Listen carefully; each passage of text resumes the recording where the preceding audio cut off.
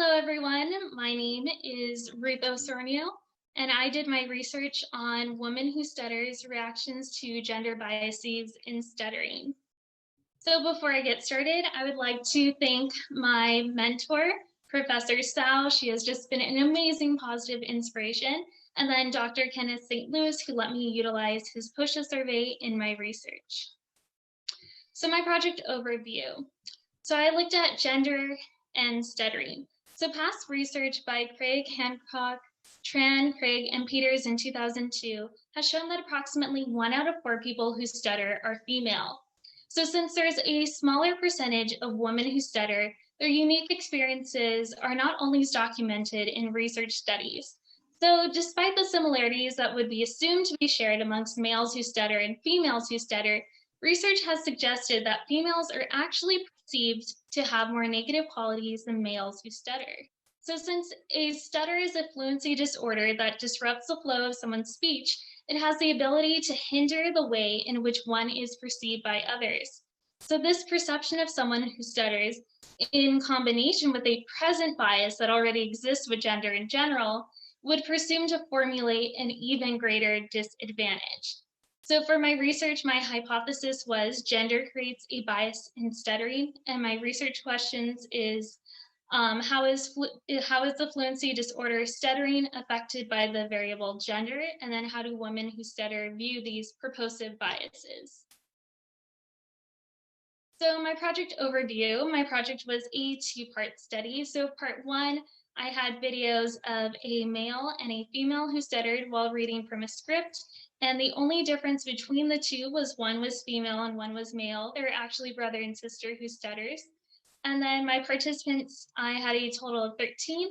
They were all people who do not stutter, and they're divided into 2 groups. Group A included 5 females and 2 males, and Group B was 5 females and 1 male. And then I had them complete a video survey that I created, and the POSHA survey created by Dr. Kenneth St. Louis. And in part 2, which was my favorite part, I conducted interviews with 4 females who stuttered, and I examined common themes for them. So part 1, my analysis. So Group A viewed the video of the female who stutters first, and the video of the male who stutters second. And Group B viewed the video of the male who stutters first, and the video of the female who stutters second.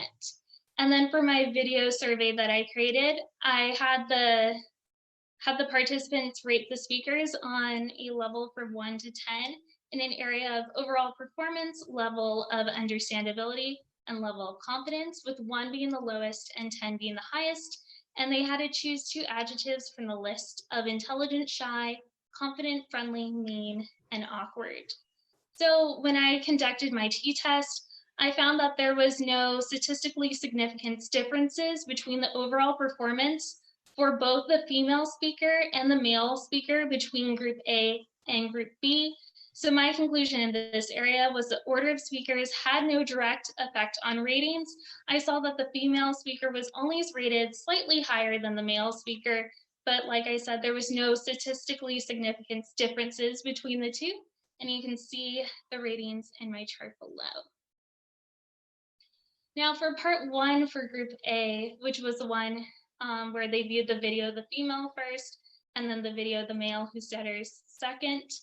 For the female who stutters, the 2 adjectives that were chosen, people called her shy and awkward. Some people called her intelligent and confident. She also got called shy and friendly. And then 71.4% of the participants called her shy and awkward. And for the males, the participants chose him as shy and awkward. Some called him intelligent and awkward, and then shy and friendly. And then 71.4% of the participants perceived him as shy and awkward. And then I also had them talk about communicators in general, and 85.7% of the participants answered that there's really no difference between male or female speakers in the professional or general setting.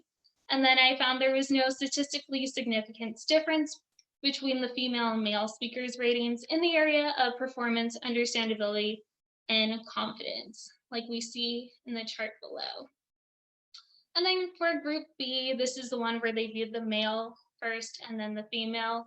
The adjectives that were chosen for the male who stutters was shy and awkward, intelligent and confident, shy and friendly and intelligent. And this time, only 50% of the participants viewed him as shy and awkward. And then for the female, she got shy and awkward, shy and friendly, confident and friendly, and only 33.3% of the participants viewed her as shy and awkward. And then for just rating communicators in general, these 83.3% of the participants answered that there was no difference between male or female speakers in the professional setting, and then 66.7% said that there was no difference between males and female speakers in the general setting. And then, just as before, there was just no significant differences between the male and female speakers in their performance ratings.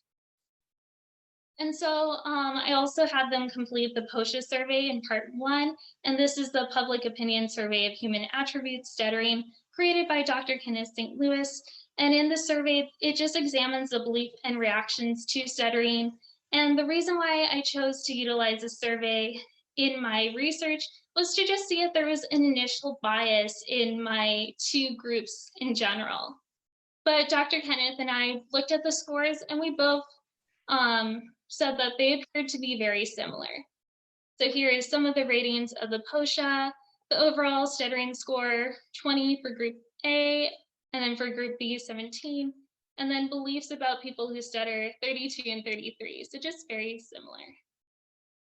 So part 2, my favorite part, which was where I interviewed 4 women who stuttered. The women who I interviewed, 3 of them were white, 1 of them was Asian. She was actually from India, so that was super cool to get someone who stutters from a different country. And then 3 of them were young adults. 1 was an older adult. And then their onset of stutter was between the ages of 4 to around 6 or 7. So my interview questions focused on living life with a stutter, how they believe their gender has altered people's perceptions of them, and just their reactions to part 1 of my study, and their reactions to past research who view women more negatively than men who stutter. So some common themes that I saw was most of them talked about a negative childhood. They mentioned having a lack of resources, this idea of perfection, and then also empowerment. So for negative childhood, woman number 1 spoke how she was the only one at her school who has a stutter and people would just mock her for it. She would keep quiet. And then woman number 2 said that she avoided conversations with peers and teachers and she felt ashamed of her stutter. And then woman number 3 mentioned that her father would scream at her every time she stuttered and she would just avoid speaking. And then her sharing her story was just, it was very emotional to hear and just very sad that people would treat her that way. And then for woman number 4, she said she would do the bare minimum in school and she didn't participate in many activities. And then for the part that talked about a lack of resources, woman number 1 mentioned how they treated her differently than her brother. And then woman number 2 said if she was a male, she feels like she would have had more exposure to speech therapy. And if she got the help that she needed, she probably would have come out of her stutter. And then woman number 3, she predicted that her father probably would have been less harsh to her if she was a boy. And she actually didn't receive any form of therapy until she was an adult. And for me, for this idea of perfection, that was just really interesting for me to hear in my results. So woman number 1, she noted that women are expected to be super chatty and friendly. And when you have a stutter, you don't talk as much. And so you're just not seen as super, in comparison to other women. And then woman number 2, she explained that in her society, they expect females to be perfect in every sense. And if you have a stutter, you're not considered perfect in that way. And then woman number 3 mentioned how women are expected to do everything. And then when a woman has a stutter, she's viewed as if something is wrong with her, while a man who has a stutter, they say, oh, that's just how he talks. But then for the empowerment part, which I found very refreshing, woman number 2 mentioned how she's not ashamed of her stuttering anymore and how she feels empowered as a female and she finds strength to handle having a stutter. And she stutters now with a smile on her face. And After she accepted the fact that she stutters, she feels empowered since she can be her authentic self. And then woman number 4 mentioned she can do anything a man can do. So in conclusion, part 1 of my study indicated that there was no significantly differences between the listeners' perceptions of a female who stutters and a male who stutters. And part 2 of my study indicated that women who stutter have very different experiences than their male counterparts. But as women and as people who found acceptance in their stutter, they're able to be empowered. So thank you for listening to my research.